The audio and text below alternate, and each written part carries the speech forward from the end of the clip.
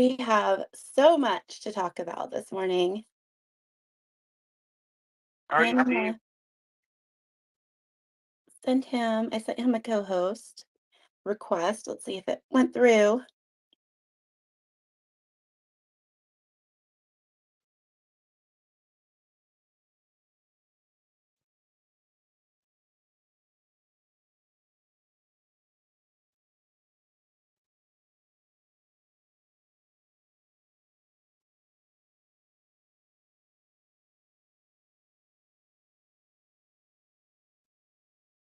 Hello, hello, hello.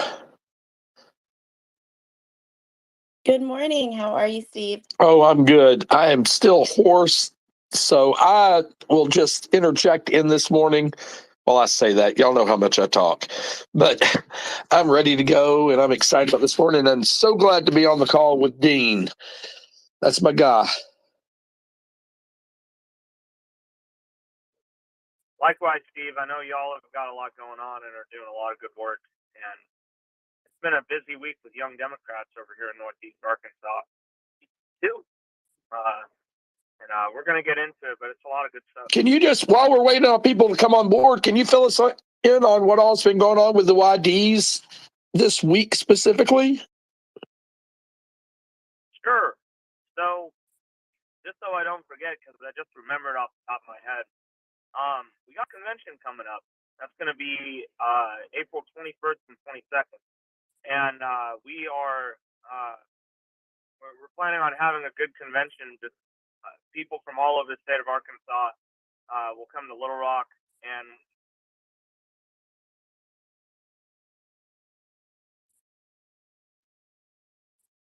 to meet so many young activists all across the state of Arkansas, and it's a very inspiring thing. And we have a whole slew of stuff planned for that weekend.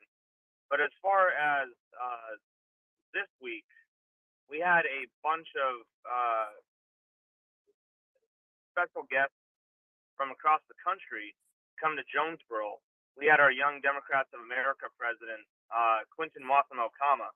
He came all the way from St. Paul, flew to Memphis, and then we carpooled him to Jonesboro. And he was a part of our event for the Little Free Library initiative that we did.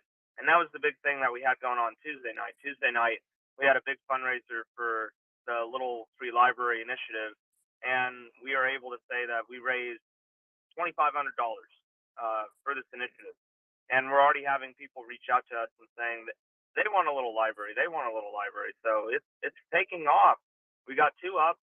I just got offered to put another one up here in Jonesboro last night at the Dr. Chris Jones event.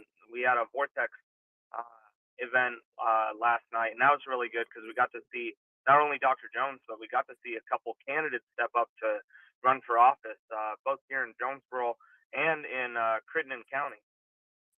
So, yeah, I don't know if that answers the question. There's just so much going on. It is.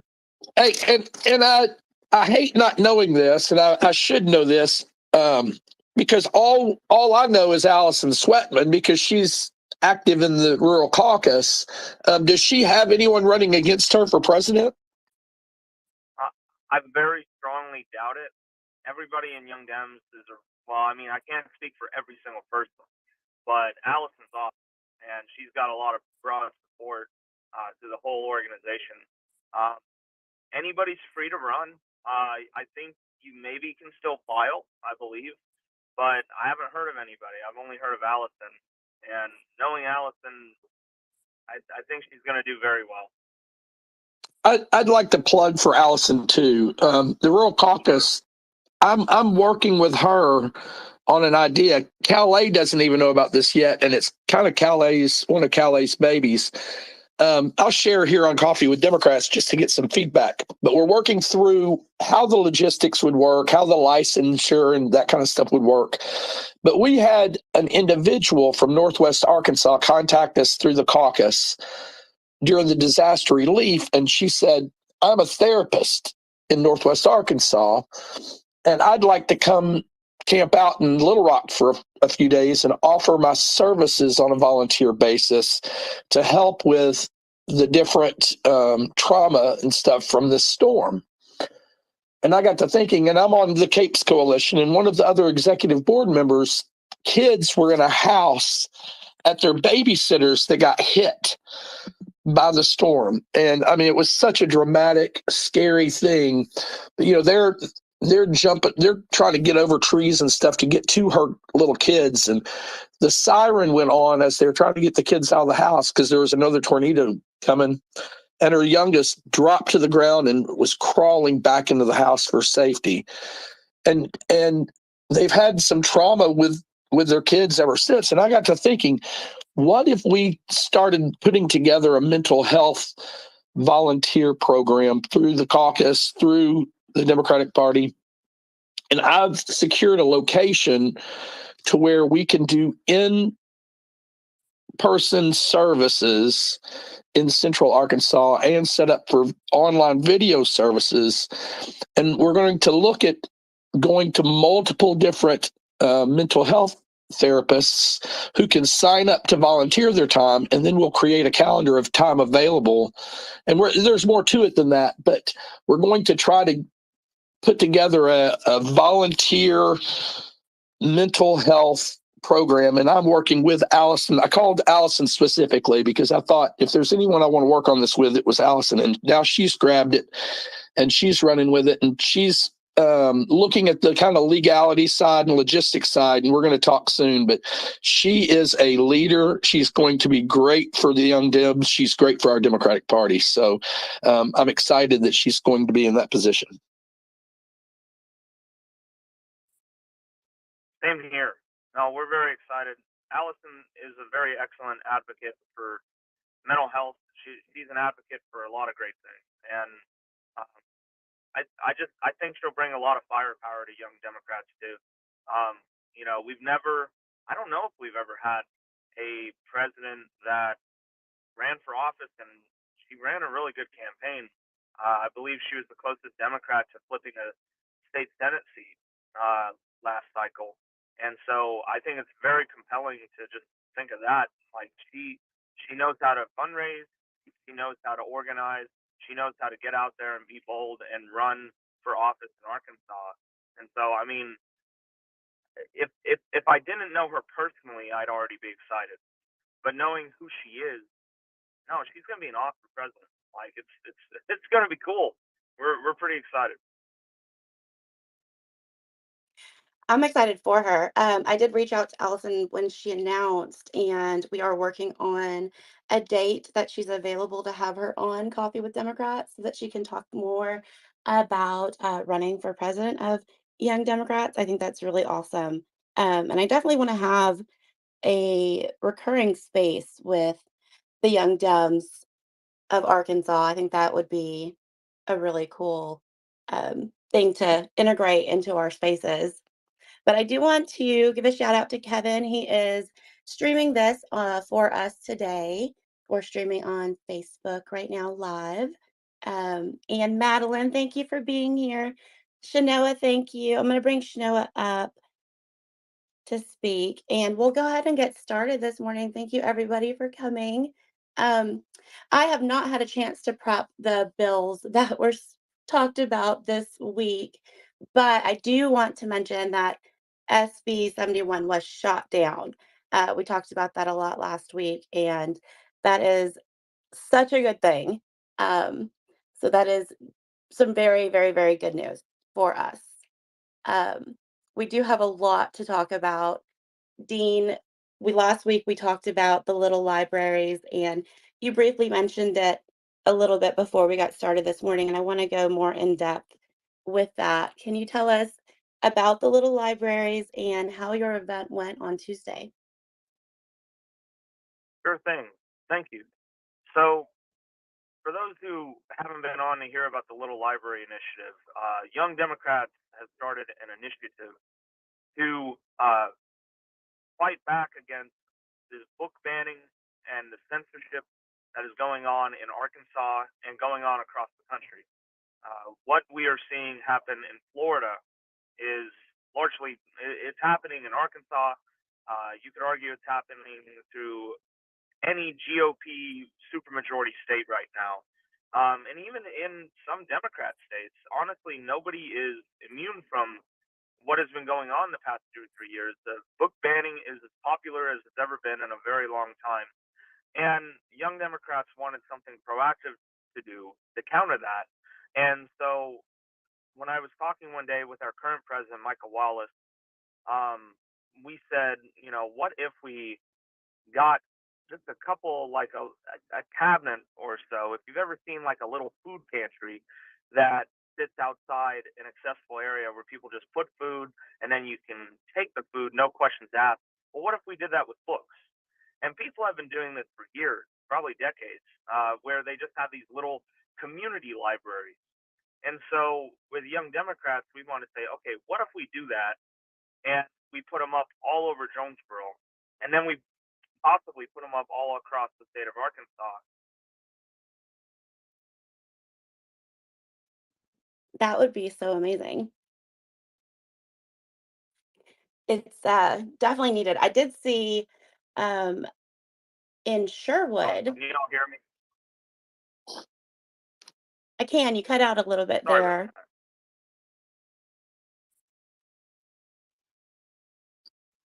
You were saying Sherwood? Sorry. Yeah, I did see in Sherwood that they had put up a little what exactly what you're talking about. It's a little cabinet and it's got books, and I haven't been able to go visit it yet, but I thought that was just such a good idea. And then you and I talked about the little libraries, and I would love to have one in my area. So how would somebody go about doing that? So, if you're listening here today, feel free to shoot me a message here on Twitter. Um, you can also shoot a message to our Young Democrats account. We have YD Arkansas at YD Arkansas. If you follow them, shoot them a message. And there's also YDAR District 1. That's the account that I run for the first congressional district, Young Democrats. And uh, if you know Michael Wallace, shoot her a message and just say, hey, do you have an accessible area that we can put one of these up in? If you do, reach out to one of us and let's work with you because we had a very good fundraiser. We were at Story Coffee House, which we seem to frequent over here in Jonesboro. They're really great people, and they support a lot of really good causes. We on Tuesday night we had an event there, and they supported us too. They gave 20% of their sales all day on Tuesday to the cause, and we're very thankful for that. And at the end of Tuesday, we were able to say that we've raised over $2,500 to support this little library initiative, and we are going to just go crazy building them. We've already had a couple people reached out and like, hey, what if we just made a day of it and went to the local library, which if you're familiar with Jonesboro, they've been under attack and they've been getting a lot of scrutiny. I would say 100% unwarranted. But we thought, hey, what if Young Democrats and the Craighead County Democrats and one of our local electeds, Garrett Barnes, he's our only elected Democrat here in Jonesboro, but we've said, what if we go in front of the library and just make a big event of it and just build the little libraries in front of the library and just invite everybody out for a nice day. And so that's kind of shaping up as we're talking right now. But so we're going to be building these, and it doesn't matter. You don't have to be in Jonesboro. If you're in Arkansas, or even if you're tuning in across the country, I mean, hypothetically, we want this to go wherever it goes because this is a good cause, and I just don't really see how anyone can be mad at it. And if they do, well, thank you. You're helping us. So yeah, no, lots of good stuff going on. That's awesome. And I did put up because of course with things like this, it does take money to fund these things. So I did put up a link for Your Act Blue to support the little libraries. If anybody is interested in supporting the Young Democrats and their efforts to build these little libraries across Arkansas, the link is right there in the nest, right above the space. It's also in the chat, and you can just retweet that out and share that with everybody on Twitter. That would be great. I do want to talk a little bit more about the event that you had on Tuesday. You had some very exciting, you had a fundraiser and you had a very important guest come in. Can you tell us a little bit more about that? Absolutely. We had Quinton Watham Okama. He's the president of the Young Democrats of America. And he heard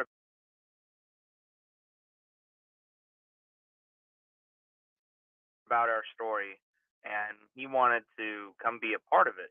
So we flew Quinton from St. Paul to Memphis. And then we met him in Memphis and we carpooled him and kind of toured around Sounds like we're losing you. and so there was a lot of things we had to do because so he spoke about his perspective. He's a teacher and he's the leader of his teachers union, and he was brilliant. In my opinion, he was our best speaker at the event. Oh, hello? I may have to leave in There a. we go. That's better. Oh, okay, good deal. Sorry about all that. But We can hear you now. It's been a little cutting in and out, but it's been like that a lot this week. I got you. Well, um, I was gonna say where did I lose you at? Um, we had Quinton. He came in and he just shared his perspective as a teacher, and he's also the leader of his teachers union. And he just came and he talked to this crowd that we had on Tuesday night, and just told them why he's passionate about this project. And not only was he excited to help, Young Dems of America pledged $500 for this little free library initiative, and so they're going to be a part of this too. And I think that if this goes beyond the state of Arkansas and goes to other states, I think they'll be a big part of it. So I'm very thankful to Quinton. We also had Aaliyah Rowe. Aaliyah is from Jonesboro. She was the president of A-State Young Dems, and she's back in Little Rock now. But she's also representing us at a national level. Aaliyah is in Little Rock, and she is the vice president of the College Dems of America. And so she got to talk at this event. And so it was just a lot of fun. We had a lot of people come together to help this. And we also had our newly announced candidate here in Jonesboro, David McAvoy, who just announced that he's running for state representative against Jack Ladyman. So he told us a little bit about his battles against book banning and censorship and why he's running for office. And we're really excited about him too.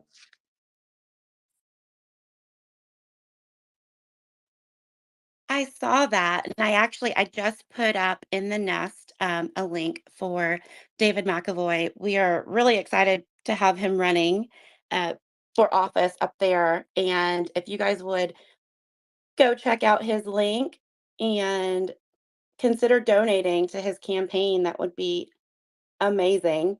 Um, Definitely need more Democrats in office here in Arkansas.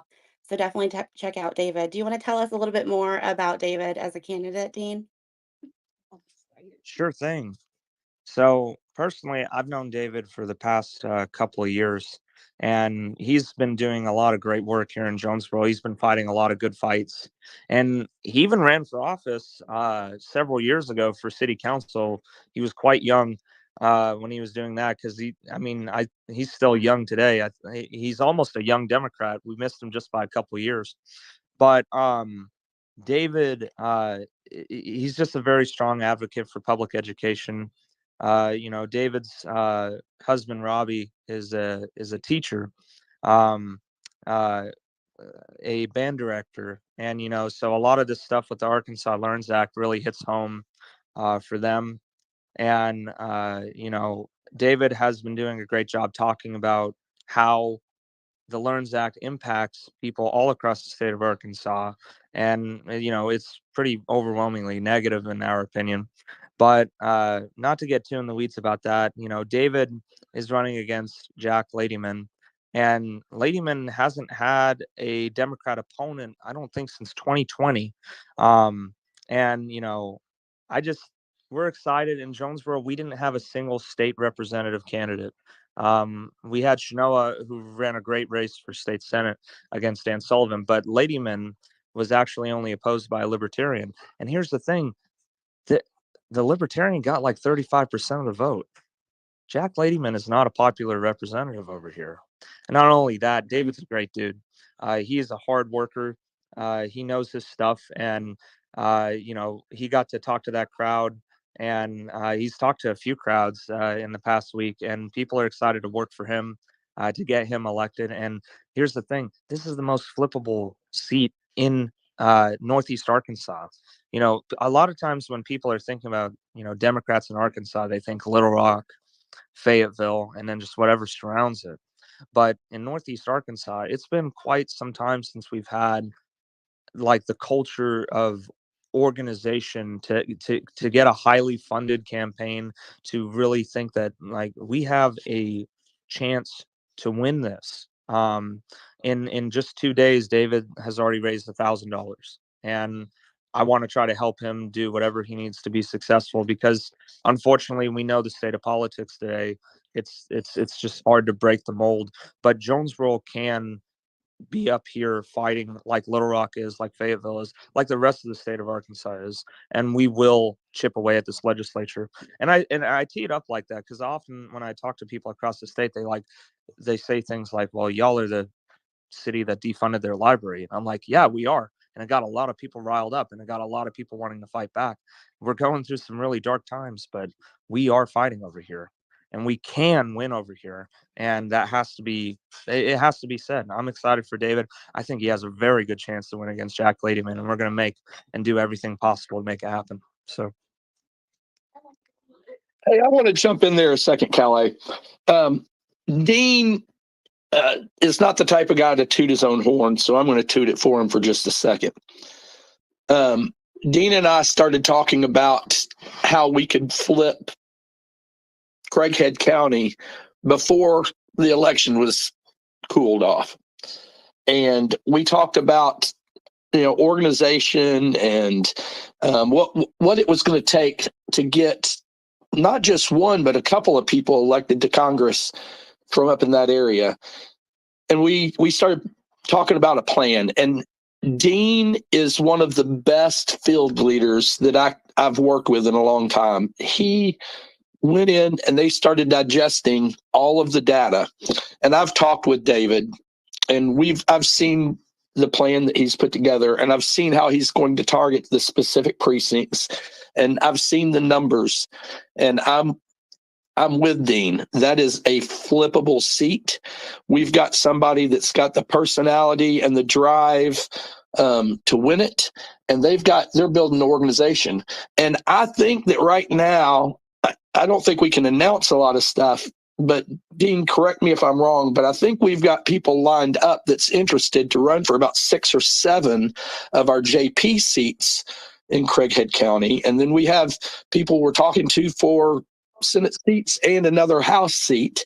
So when you get a bunch of people organized together, working toward a common goal, now you have people that are going to help drive their neighbors and friends and family out working to volunteer. And it creates, I'll steal Chris's term, a vortex that Craighead County is about to show the state what a couple of people like Dean and David and a few others, Shanoa, can get together up there and do. Garrett Barnes, there's some people up there that are working so hard, way ahead of schedule. And I'm excited to see what's going on in Craighead County, and I'm proud of what you're doing up there, Dean. thank you, Steve, and I really appreciate that. Just to add on to that, we have a line of people that are looking at justices of the peace, which that's a very important office. And I think Democrats did a good job here in Arkansas last election cycle to tell people, look at local office, look at how impactful that is. What does the justice of the peace do? Most people, if they know what a JP is, they think, oh, they marry people, and they do. And what's cool about Garrett is Garrett actually, now that he's an elected Democrat here in Craighead County, he doesn't charge people to marry them. He just does it for free. A lot of people will charge you like 50 or $100, which I don't know. Some people might not see an issue with that, but I think it's great that Garrett is that accessible. And not only that, he very proudly will marry you if you are an LGBTQ plus couple. And that's tough to find in the South, because a lot of people, I mean, it's just a lot of our local elected officials are pretty proudly anti-LGBTQ plus. So it's great to have Garrett there in that department. But justices of the peace, state rep, state senate, when you have all these people that are getting up and running, I think would be foolish if we don't get them all together and find a unifying message. That way, a JP feeds to a state rep feeds to the senator trickles down to the JP. We should all be on each other's side. If we're running as a Democrat, we need to help each other and look at how does the JP district intersect with the state representative district? How does the state rep district intersect with the state senate district? If there's a lot of intersection, let's go knock doors together, because we're candidates and we're running for office. We're running for a better Arkansas. And I think that happened. That started happening here in Jonesboro in 2022. Let's do it even better in 2024, and let's be the model for the rest of the state. Like that's the attitude that we're trying to have up here. Yeah, because when you get those intersecting lines or intersecting quadrants, then you can put together specific plans where you can time it. Like, we're going to hit all of those people 5, 6, 7 times instead of trying to get to them once. And when we start having conversations with our neighbors one-on-one, whether that's on the phone, in person, at events, meets, and we start having as many of these hyper local town halls and get-togethers, we're going to change Craighead County and we're going to change the state. Definitely. I did want to bring in Shanoa. I know that the Progressive Caucus is meeting tonight. They have a meeting, and could you just tell us a little bit more about that? Hey, so actually, I didn't know about that meeting because we were supposed to meet on Sunday, but Kenny was involved with the tornado cleanup. So we've kind of been scrambling after, the tornado hit Little Rock and Wynn. But the Progressive Caucus is really trying to gear up to start organizing all across Arkansas, but specifically in like Craighead County, I believe Clay County, in Lone Oak as well, I think. So yeah, we're here to support progressive candidates and trying to recruit progressive candidates as well. So if you know of any particularly progressive person who's interested in running, feel free to holler at me. You can send me a DM and I can start putting that in motion.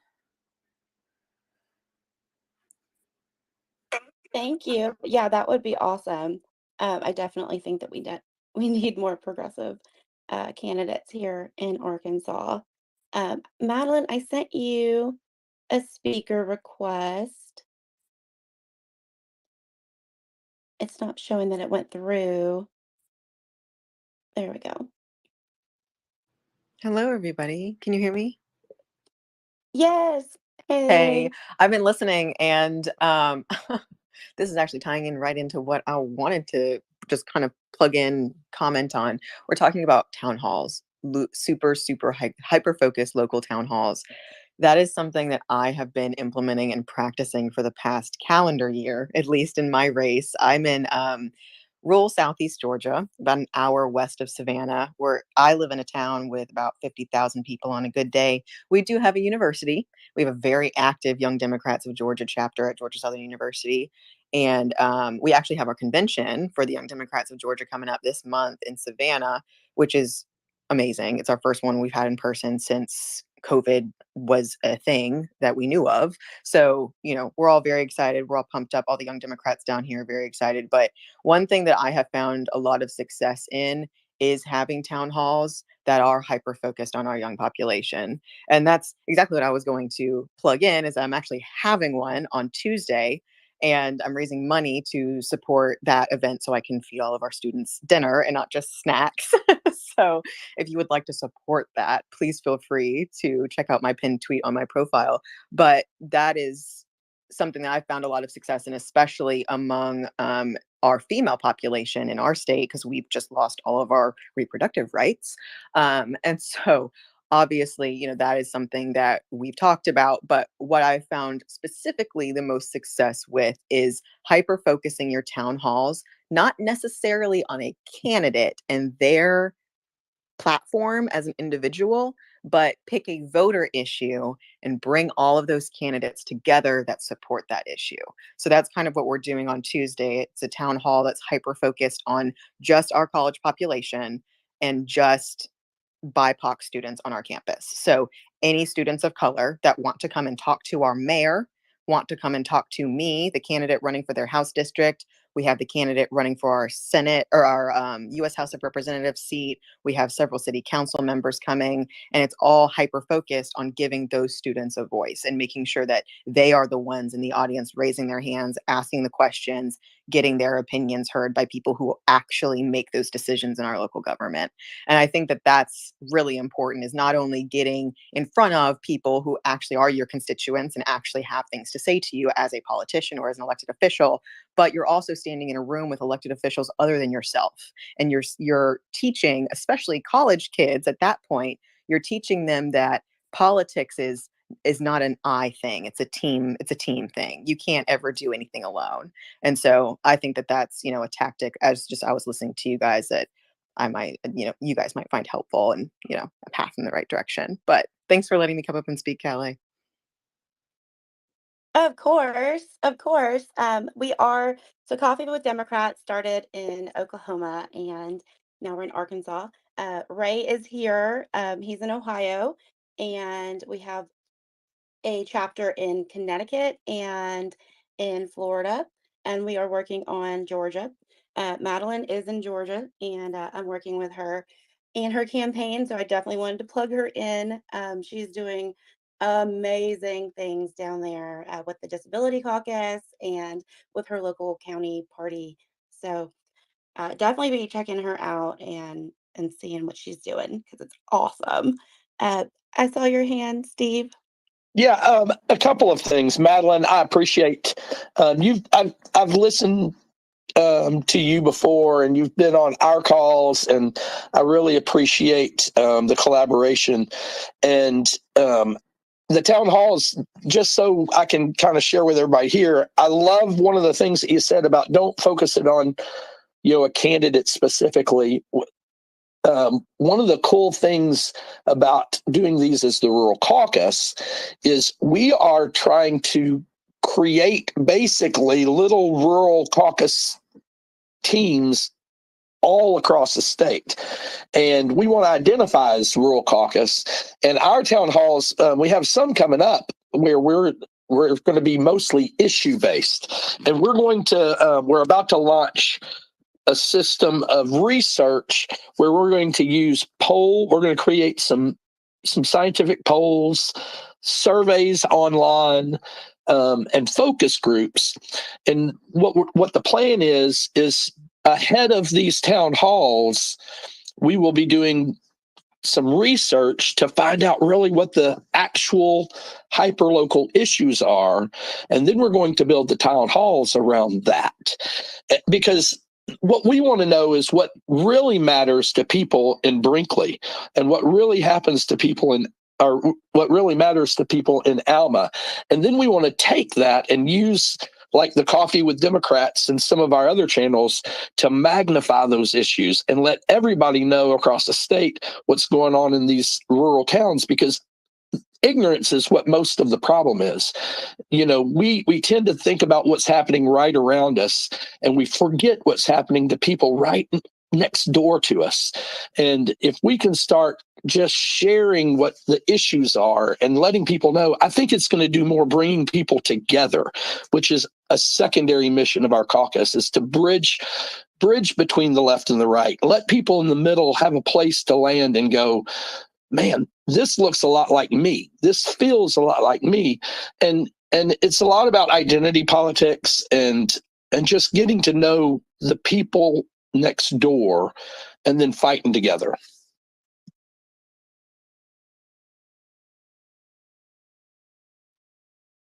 I see you, Madeline. Go ahead. Yeah, I was just going to say, I think you hit the nail right on the head. I think that is exactly the kind of tactics we need to be using for 24. I think that we, as a society as a whole, Americans in general, and even especially Democrats, I think sometimes we get so bogged down by politics, and we think politics, voter issues, politics, candidates, all of these things, right? And we forget that all politics, all political science is social science. It's pure sociology. It's pure psychology. So if we can out organize our opponents, if we can out message, out relate to the constituents, right? If we can highlight that, hey, we have candidates that are running that look, act, think just like you, that are your next door neighbors, that are in school with, their kids, or in school with your kids. They see you at the grocery store. It's so much of just getting people to relate to you and having a conversation about what they care about and what they want to see in their yards and in their communities, that's all that there is. And I think that we worry a lot about, like I even got a message this morning about somebody was messaging me about a really conservative super PAC that was forming and how detrimental that was going to be. And I was like, we need to remember that money does not win elections. People win elections and organizers win elections. You can have all the money in the world, but if you don't organize and you don't campaign, you're not going to win your election. So I think we all need to keep that in mind, that aside from the money and aside from everything that we hear in the news and how ridiculous our legislatures are as entities right now, that our job is to out organize our opponents. And that is the main goal. So, yeah. You and I probably should find a way to have virtual lunch together, Madeline. I'm in a county where people are literally scared to say that they're a Democrat because people will boycott their business. People will throw things on their house. So what is the vision in my head? And it's not that bad everywhere. And I've been proving to them in White County, like, stand up, we'll fight together. But it's almost, and I don't want to be an alarmist, you think about 1940s Germany, almost like where people had to get together in their living rooms and we all get together and we have a unifying message. And I know it's not that bad yet, but if they keep going this direction, that our legislators, like, they just put people, expelled them from Congress in Tennessee for standing up for anti-guns. We are going to an authoritarian society. And if we don't hyper organize right now and fight back, we're going to go to a place in this government that 80% of us don't want to go to. And then it's going to be too late to get out of. So we've got to fight now. And 2024 is the most important election in the history of the United States. And it's not just going to be important on the presidential level. It's going to be important on the city town hall level and on the school board level, because they have been organizing and now they see a crack in a way to take this over the top. And if we don't fight, we're going to find ourselves in a terrible place. But I see hope, and I see people like Dean, and I see Corey Spangler that's been on here today, that's been out there cutting trees with me this week. That's leadership, and that kind of stuff is going to change the tide. We just got to get people in each other's living rooms. Go ahead, Shanoa. Yeah, I just want to add to what Steve was saying there. Actually, so many things. So first, that's kind of what we've been doing here in Craighead. We tried to out organize our opponents because, quite frankly, as Democrats, we're not gonna match fundraising. Like, for instance, I ran against Dan Sullivan, and he had already raised like 77,000 whenever I had announced, and I raised about 10,000. And I still got about 39% of the vote. And I bring that up to say that we have to make phone calls. Like, that's the number one thing that we can do to reach people in our county. Make phone calls, and knock on doors. And I also did a lot of postcard writing. But Steve bringing up the Tennessee Three, I watched that all day yesterday. I was glued to my computer listening to it, and I noticed that some of the rhetoric that was coming up, because they expelled two black men but allowed the white woman to stay, and that one of the representatives that had actually brought up the legislation for that, Representative Farmer over in Tennessee, um, he was saying a lot of things that I've already heard from people like Dan Sullivan.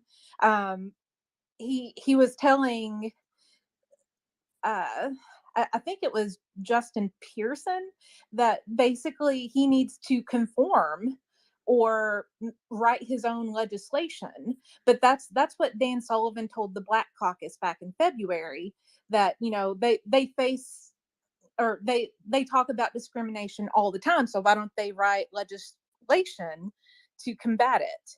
And of course that was racist as hell. But you can't expect the minorities to stand up for their rights when the majority is already suppressing their speech. And that's what Justin Pearson was going on about yesterday. They're not even given a voice. So yeah, that's pretty much what I wanted to add.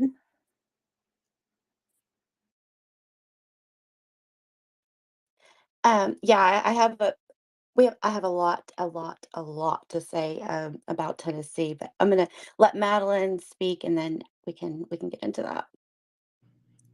Yeah, I just want to echo and on topic with Tennessee. I was also watching that all day yesterday, also glued to my computer. And Shano, I love your name. I looked at your profile just to make sure I was pronouncing it correctly, and I see that you have disabled in your profile. I'm the Disability Caucus Chair for the Democratic Party of Georgia. I would love to talk to you. Just hit me up. We can talk about things. Anyway, but yes, because I'm always trying to find disability activists to join my little circle. So me and Calais do spaces every Thursday on disability rights. So I would love to have you in those spaces. Anyway, done plugging my own things. I was listening to Justin Jones, just his interviews and on the news yesterday and a little bit this morning. When you say we're not authoritarian yet, I would push back. And I would say that we've made it there at this point. Tennessee and what has gone on this week in Tennessee, we are there now. Justin Jones, before anything was official, expelling or not, they were in session in the chambers, actively voting on things, actively debating, and his microphone was turned off. His voting machine was turned off. I can't think of anything less authoritarian. I can't think of anything less just an attempt to completely silence someone that you don't agree with, which is anti-American in its finest. I can't think of anything else other than an insurrection, which we've already seen, that would be any more authoritarian than what we've seen go on in Tennessee. And I am just, as someone who has ran for office, who has attempted to be one of those state representatives in the House, I cannot imagine being elected to my position. And, I'm in a very red district, and having that happen in our Georgia state legislature, I cannot imagine that. Atlanta would be on fire right now if it was Georgia. And I say that not to be an alarmist, but that's just reality. I really have no words for what's going on in Tennessee. It's heinous, it's unprecedented, it's anti-American, it's anti-democracy, it's fascist, it's authoritarian, and this is the path that we're going down. And my last point, I know that a lot of us in here have been paying attention to where the Democratic National Convention is going to be. We've seen that who's come out on top has been Chicago. And I have read last night that the reason for that is because the national Democrats, the Biden campaign, is looking at the Midwestern wall to be their Democratic stronghold, which sounds like a really great idea. That sounds valid, okay, logical. But if we completely negate the South and we say we're going to choose the Midwest over the Southeast, for example, with what we see go on in Tennessee, Florida, Arkansas, Mississippi, Georgia, all the, North Carolina, all the Southeast, if we ignore that, this entire area of the country is going to turn into Trump land. It's going to turn into Republican Central. If we completely negate them, we're not going to have a chance to flip Georgia blue. We're not going to have a chance to save Florida. We're not going to have a chance to do any of that if we turn our backs on the Southeast for 24. So that's all I wanted to say. That's all. Thanks, guys. Oh gosh, yeah. So I totally agree. We have so much to talk about, and Tennessee is probably going to take up a little bit. I know we all have a lot of feelings. I really, really, really want to talk about Tennessee real quick. And if anybody wants to come up and say anything about how you feel about Tennessee, come on up. I think we are at a point, and I don't want to sound like an alarmist either, but I feel like we're there. We are there. We are in 1940. Uh, we have we have marginalized communities that are being attacked, and we have people being killed. Like, at what point do we stand up against that? At what point do we throw away decorum and stand up? We finally saw 3 elected officials stand up against all of this and speak up for their constituents. And 2 Black men were expelled. Um, it's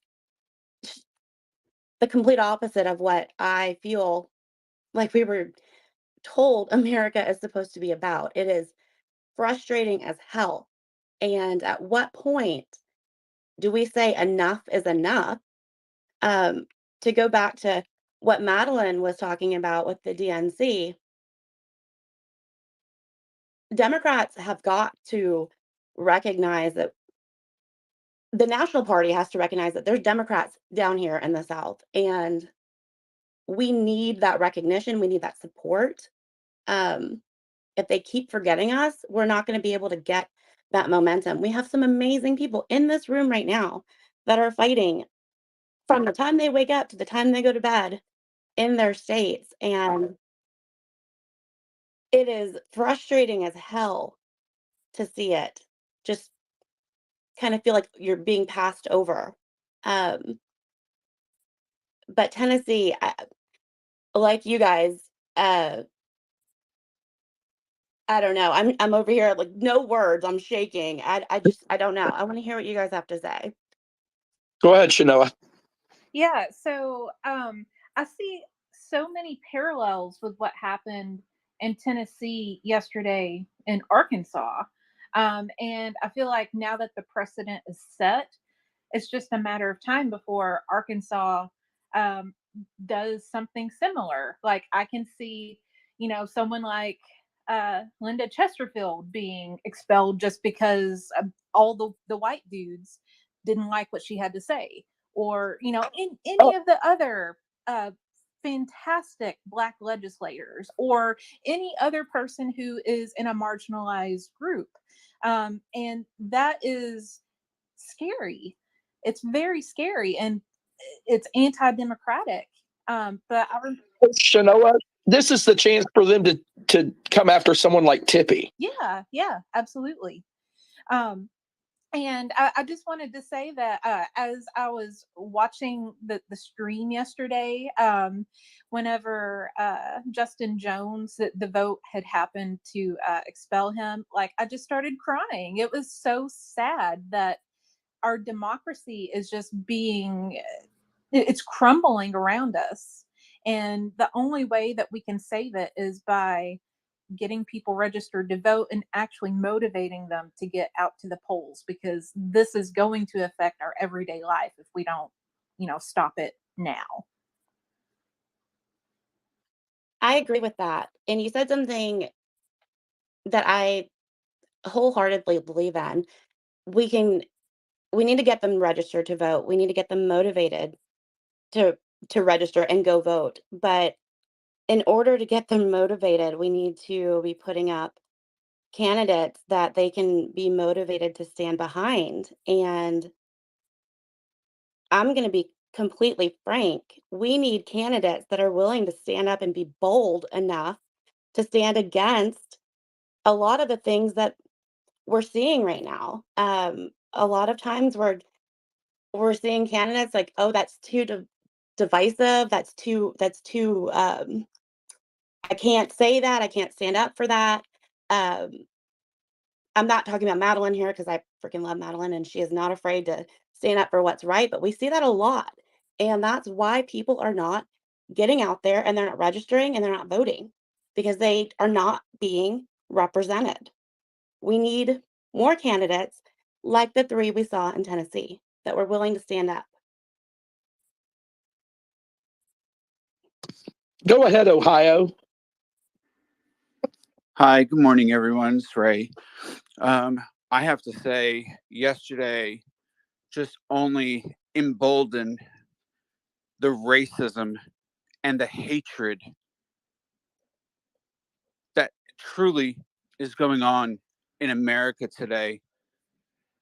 And to see our elected officials play it out on live television for other hate groups to then follow suit because, well, our elected leaders can do it. Why can't we? That's not acceptable. And it's just, I'm in shock that this is what is going on. What is next?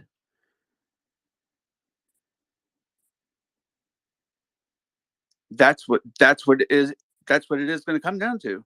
What is truly next?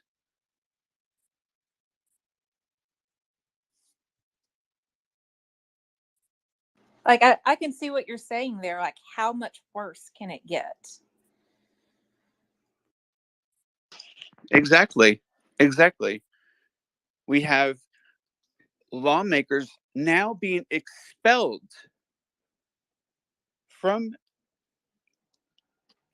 just because of their freedom to protest. That's protected under First Amendment speech peacefully.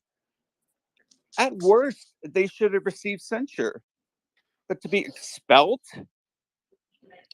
Well, I think that there should be a movement for everybody that lives in one of their districts to withhold their state income tax for the state of Tennessee. Tennessee cannot collect those people's income tax if they take away their representatives. I think that's a great idea. so my thing is that, not to get too into the weeds of history, but I think we should acknowledge that state governments in America have a horrific history of oppressing people. The power is vested in the state, and it's where, unfortunately, federalism often hurts people when it comes to civil rights. Until we can amend the Constitution and make this country a more equal place for all people. And so when you look at Tennessee, when you look at Arkansas, when you look at Texas, Florida, Georgia, all these other states where we are active, we are fighting, but I know Georgia has a light shown on it right now, because they have been fighting and now they're winning. But when you look at the rest of the Deep South, it's often written off. We have to continue fighting here. We have to chip away at our state legislatures, because that honestly that's what's going to save the day. The state has so much power to take away our rights, to take away the ability to vote, to make it harder to vote, to expel your representatives. I mean, this happened in Tennessee. You can guarantee that somebody is going to clutch their pearls in Arkansas. They're going to clutch their pearls in Missouri over just doing something that went against the grind. Went against the grind of basically there has been a standard set in Tennessee that says that we are going to see people that are punished for speaking up, and so we have to organize it. We have to vote, but we have to organize. It's going to take a long time, and it's not going to happen overnight. But we are fighting that fight, and we have to be here for both the short term and the long term. It's tough. I mean, I hope I'm not lying and making it sound like it's easy. It's not easy, but it's great when you find other people that you can lean on, because then well, hey, at least I've got somebody that's fighting with me. Trans is beautiful. I see you. Go ahead, Bruna.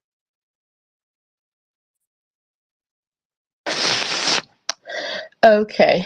Hi. I just want to say hi and thank you to the host for letting me talk and in your space and just everything going on. I've just also been like really on edge about just so many things and I even called thingy, what you call it? I even called my congressional representative just office talking about certain things affecting trans people and trans migrants and just different things that I've been through, like my disabilities and everything. And I literally was just crying on the phone and I was just like, what do I do? And just everything, just after seeing things having happened and also stuff happening back home in South Africa. I'm sure I've talked about the whole Sibusiso Kula situation and how women, even by sitting members of parliament of the ruling party, like they kill our wives and abuse our children and everything, and it's like nothing gets done, and it's just I don't know what to think really, and I don't know, and I'm just yeah, and even though I'm grateful that I'm in Georgia, a state like Georgia, where it's not like Tennessee or Florida, I just wonder, am I safe here? Like I just question that a lot, and will I be safer up north in a more trans-friendly state where for example, the trans panic defense, the gay panic defense is outlawed in several states like for example in Illinois, the entire West Coast, like California,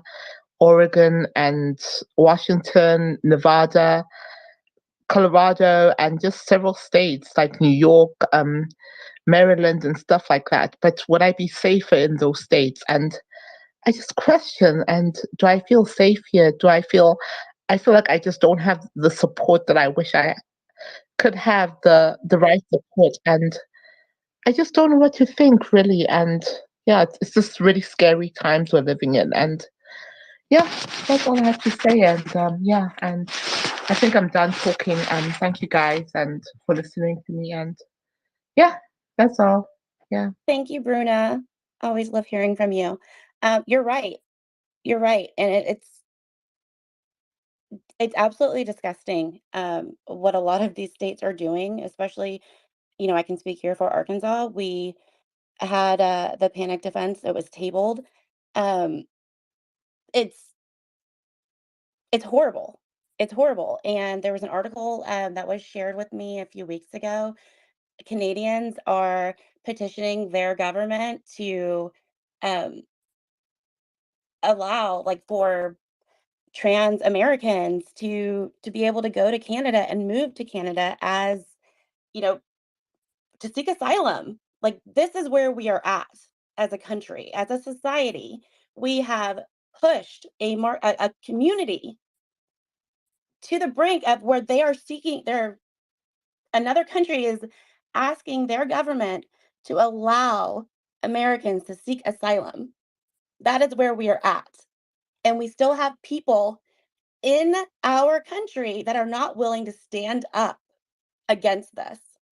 It's absolutely disgusting. I do want to kind of take this a little back. I know we have some hands up. We'll get to the hands, and then I do definitely want to talk about the big news that we had here in Arkansas after our space last week. Go ahead, Maze. Thank you.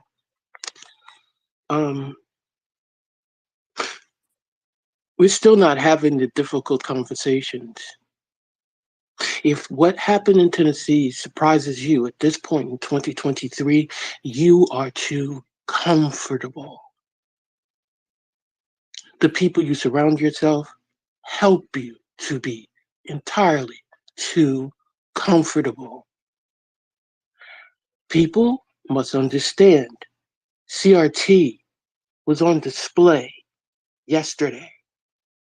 If you want to know exactly what that is, it's right there in front of you as they were taking the roll call to vote these three individuals out. The mere fact that that took place should enrage every American breathing, no matter what your skin color is, income level, or educational level. That is not to happen. That was un-American. We could say all of those things, but really, can we? How un-American is it? And really look at the back of a dollar and ask yourself what was going on right there. I'll let that go for right now. Thank you, Maze. Go ahead, Bruna.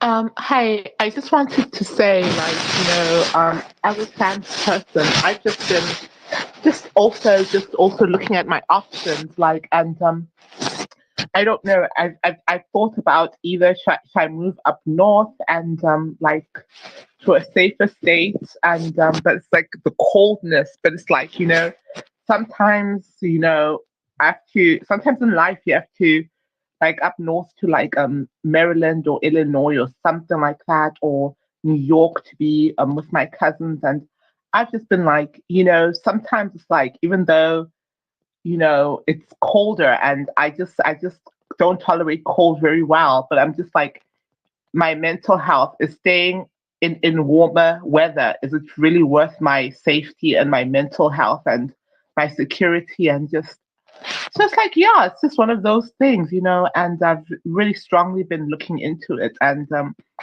now that you mentioned Canada, I don't know if Canada would be an option for me, and I just don't know. But yeah, so and I'm glad that I'm so thankful for Twitter Spaces because it gives me my power back, it gives me my voice back. I can talk to more people about the issues that bother me, and people won't just think I'm crazy and I make things up as a trans person, and I make things up about the South African government and all those other things, and the femicide, and yeah, just so many black women are killed and nobody really cares. And yeah, and yeah, so yeah, that's all. Thank you. Thank you, Bruna. No, we hear you. We hear you. And we see it. And I get it. Canada is cold. um, I would definitely, I've been talking with the Democrats Abroad account a lot lately here on Twitter, and I would definitely reach out to them. It's been a concern of mine. I've talked with, it's been something I've personally considered. Do I move out of Arkansas, or do I stay and fight? And I've decided to stay and fight, but I don't know how much longer because I do have children that are being affected. Um, it's a personal decision that has to be made. If your life is being your well-being is on the line and being threatened with these bills, then you have to do what is best for you. And nobody can make that decision for you. You have to make that decision for yourself. I just want to say, anybody here, if you're not registered to vote, please register to vote. Get involved with your local parties. Get involved with your state parties. We Kelly, I don't think, I appreciate that. I don't think we can let this go. I know it's after 10 without talking about the disaster in Arkansas. Yeah, no, we absolutely can't. We absolutely can't. We did have Kevin request to speak, and we do have another speaker, but I do want to talk about after our space last week. Shortly after our space last week, we, I don't think either one of us were expecting the bad weather, but we did get an alert, and soon after we had some horrible weather. Do you want to talk a little bit about that, Steve? Yeah, matter of fact, we had our coffee with Democrats in North Little Rock last week, and Calais was with me, and I was at St. Joe's Orphanage in North Little Rock.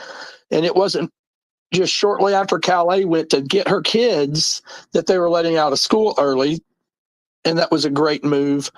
And I think it all happened exactly how it should have. There were some schools that kept the kids, and I think it was exactly right that those kids stayed in the school because the tornado came through their neighborhood. God's hand was on that. But it literally came over the top of the orphanage that Calais and I were at. And I was there. I watched it happen. And on three sides, there was devastation. And, you know, we were blessed that there was one tree knocked over where we were. But we went into action. There was so much devastation across central Arkansas, all the way up to northeast Arkansas. And it has been beautiful to see the people of Arkansas come together. We've had 100 people volunteer with the Rural Caucus since Saturday, and we've cleared a dozen homes from trees. And, you know, people are out in the neighborhoods making food for people that are working. And I'm hoarse. I've had sawdust in my face for 4 days running a chainsaw. But the outpouring of support is what I'd like to talk about. We can all talk about the devastation.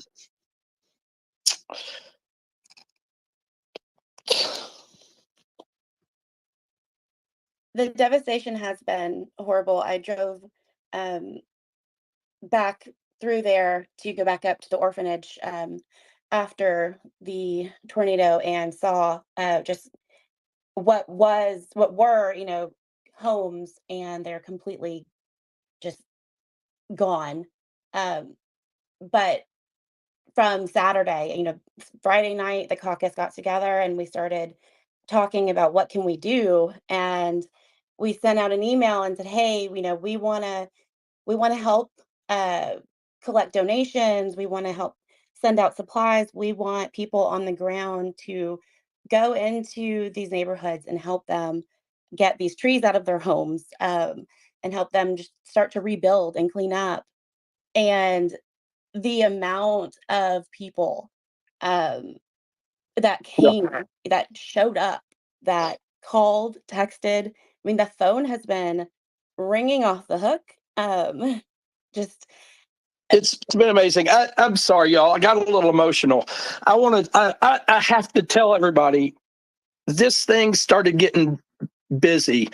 We ran a program where if you wanted to volunteer, you could sign up.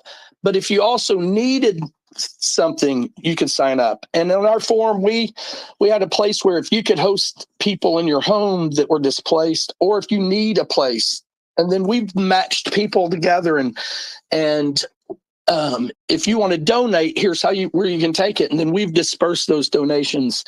And you know, I've been on sites where we had 7 chainsaws running and 15 people clearing trees all at one time, all there with the Rural Caucus, we took on some jobs that other people couldn't get done. But I want to stress, there was a lot of relief for Little Rock. It devastated some places in Little Rock, and the volunteers came in from all over the state. But the outlying areas in the more rural spaces and in some of the suburbs and in some of the poorer spaces and in places like Wynn, that didn't get quite as much of the attention and quite as much of the money and the Red Cross and FEMA and all of that as Little Rock did. So that's where the Rural Caucus tried to focus. And we tried to go to those houses where the people couldn't afford to have people and they didn't have family and they were disabled. We were going to those houses. And golly, we made a call out. That's where Corey Spangler, and he got a team together with us in rural Cabot, because they would only go to the city limits of Cabot, and the houses that were hit outside the city limits were just out there. And one of the guys was disabled, and we cleared the trees from his house, and God, it was beautiful. But we focused on the places where they were hurting the most, and we're going to keep doing that. We're going to take a team up to Wynn first part of next week, and we're taking chainsaws and supplies and tarps, and we cover up the roofs and save their valuables. And anybody that can help or join us or give us supplies, we've had people donating chainsaws. I want to tell one cool story. I was out in Cabot, and there is a guy that had sent in a volunteer form saying he wanted to help, and he had a chainsaw, and he was going to meet us at St. Joe's, and it didn't work out. And he got with Calais, and Calais was running our command center, and Kenny Grand was running our field teams. And those two were sending people all over the place, and it was a beautiful thing. And it was a 14-hour a day hotline with people emailing in. Well, we were out in Cabot, and I wore my Dr. Chris Jones for Governor t-shirt because I wanted to represent that I was a Democrat. And I had a gentleman walk up to me that had signed our form and was sent over by Calais. And he said, "I was sure glad to see you wearing that Chris Jones shirt today." And I'm like, "Oh, yeah. Dr. Jones works with the caucus, and he's a member of the caucus." And we were planning to go to Wynn the next day until the storms came through again. And I said, "Dr. Jones is going with us to Wynn tomorrow to clear trees." And he says, "Can I go?" And I said, "Of course you can go." And he says, I'm an associate minister with Episcopal Church. I'm going to call him out. And he left, and then he called his bishop, and he came back and said, "Our bishop authorized us to spend $1,000, and I know you need one of the bigger chainsaws. We're going to pay for that."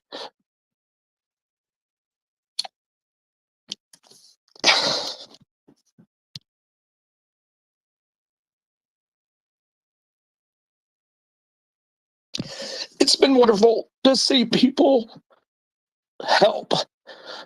They're helping people they don't know. They're coming together. It doesn't matter if they're Democrat or Republican or independent. It has been people working together. And the teams just started bonding and growing. And then they wanted to come back the next day so we could do more. And the team got bigger and bigger. And we're going to make this a thing, and we're going to put it in place, and we're going to create a rural disaster relief team. And we're going to take these chainsaws and tools that have been donated, and we're going to find us a covered trailer, and we're going to have supplies ready, and we're going to have teams ready. And the next time a disaster hits in Arkansas, we're going to have people ready to go and on the ground. And we know how to organize it now, and we know how to run a command center because Calais and Kenny have been geniuses at this. And thank you, Calais. And I'm just going to shut up and let other people talk. Well, you're welcome. It has been amazing, and we have weeks more we have weeks of work to do still. The cleanup is not over yet, and we're still getting calls, still getting text messages, still getting emails, and DMs. People are not done helping, and that's been just a light this week, seeing someone's life, so many people's lives just completely ripped apart through this disaster, and then seeing people just pull together and also just focused on wanting to help the most affected, the ones that are always left behind, the ones in the rural areas, the ones that are in communities that are forgotten about all the time. They are focused on going into those communities and helping them. Um, because those are the people that need it the most. You shouldn't have to have something like this happen and then be left without the supplies or the money to get a tree out of your home. So, the people that have come and volunteered and helped, it's renewed my faith in humanity. It really has. Hey, Dean, I see you. Hey, sorry, y'all. I know we're a little past an hour, but um, I did want to share along with Steve. Like, first, Steve, thank you for all the work you're doing. That's tremendous. Um, to see the people across Arkansas that are trying to pick each other up, because as Calais was just saying, there's going to be weeks more of help that they're needing. But honestly, if you know people who have suffered a tornado, it could take years. These little towns like Wynn, it devastated it, and I think that they're going to suffer the consequences of that for years. Their school was torn apart. Their football field, y'all might have seen some of the photos, but I mean their classrooms, their high school. It's horrible, and we were there on Tuesday, and we got to see a little bit of it. When we had our young Dems across the country, we did go to Win for a couple hours and volunteered. And I am proud of the A State Young Dems because they're actually. I'm going to have to sign off of here in just a little bit because they are tabling. They've been tabling all week at the student union, asking people for necessities, toiletries, um, feminine products, the things that people are short on right now. They have been doing that at A State. They've been gathering it every single day at the student union, and we're about to make a trip on Saturday to take what we've collected to Win so that they can use it for the people who need it.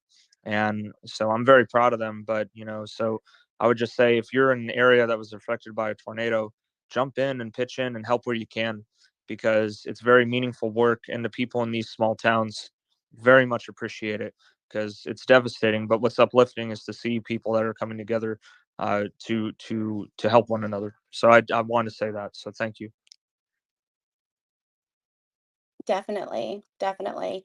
Yeah, we are going to wrap up. I'm going to get the last couple of hands, but I did put up in the nest a link if you would like to donate to the Rural Caucus of Arkansas to help with the rural relief efforts. All of the funds are going to help directly to the efforts to purchase the materials that are needed to cut these trees to get them out of the homes, to buy the donations that we're going to these homes and asking them, what do you need? And the help is going to be needed for weeks. The devastation is terrible. We're going to send another crew. We're going to send a crew up to Win and to help out there because their school is just completely gone. Go ahead, Ray. Hi guys, just want to let you know that I know me, and I'm sure everyone else in Ohio watching the news. Definitely send our thoughts and our prayers and our condolences to fellow Arkansans. Um, it's definitely a devastation, but also how we look up to you guys, to see you guys chip in, that you guys don't ask first. Excuse me, what's your party affiliation? Because we can only help Democrats. Because, again, like everyone said, you guys don't know. You're helping Democrats, Republicans. This affected everyone, you know? And just real quick, this ties in the same way as these mass shootings. You don't go and ask and say, oh, I'm sorry, the victim, was your child a Democrat or Republican? Because we're only helping, Republican children that got killed, And if only they looked at these mass shootings the same way as these devastating tornadoes and hurricanes and everything else, things would actually get accomplished the same exact way with humanity. This is horrific, but thank you guys so much. You really do uplift everyone else and make everyone else want to contribute in their own special way that they can. So thank you very much. I appreciate that. Hey, very quickly, Kyle. Thanks, Ray. Another quick story, and it's 1 second long. We're cutting these trees off of this business, and the owner showed up, and we got to talking, and I told him we were with the Rural Caucus, and he didn't understand what that was, and I explained to him that we were part of the Democratic Party. And he goes, "Oh, I'm a Republican." I'm like, I kind of shrugged my shoulders and grabbed my chainsaw and went back to cutting.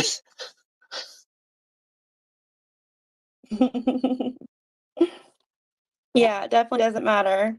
Whatever, somebody that needs help needs help. Gethin, I saw that you had your hand up. Did you still want to speak? Yeah, can y'all hear me? I Yes. haven't done this before. Okay. Yeah, Hi, welcome. I'm coming in from North Carolina, and from hearing all the things about, all these like Southern issues, I might want to like throw North Carolina on the radar now that we have a Republican supermajority since one seat got flipped to Republican. So we had like a hairline safety of our governor being able to veto a lot of things. But now I think all of the like anti-trans stuff is going to be going through, and I'm sure that that's just going to open the doors to a bunch of other stuff. So listening to y'all talk about all this stuff is really important to me, and it's been really helpful to really start thinking about like how to work against this kind of stuff. So thanks again for having these talks. Thank you for coming. Thank you for coming. I think these conversations are very much needed. I know that, across the South, but just across the country, a lot of the issues are very similar state to state. And, each of our Coffee with Democrats are focused on each state that each chapter is in. But again, it's all intersectional, and you can't help but talk about what's going on in other states because it's eventually going to affect all of us. So I think they're very important, and it helps to just know that we're not alone. But we are over our time, and I don't want to keep you guys too long. I do want to give a shout out. Next week we will be in Brinkley, and I'll put the link for that up in the nest if you guys want to go ahead and set a reminder for that. Definitely check out the chat. All the links that we've shared up in the nest are in the chat as well. Thank you, everybody, for coming this morning. And thank you to all the speakers. I think this was a great conversation. I know we kind of bounced around to different topics, but it was just all very much needed. There's so much to talk about, and we could probably go on for a few more hours, but I'm going to let you guys go today. We'll talk next Friday. You guys have a good day. Thanks, y'all.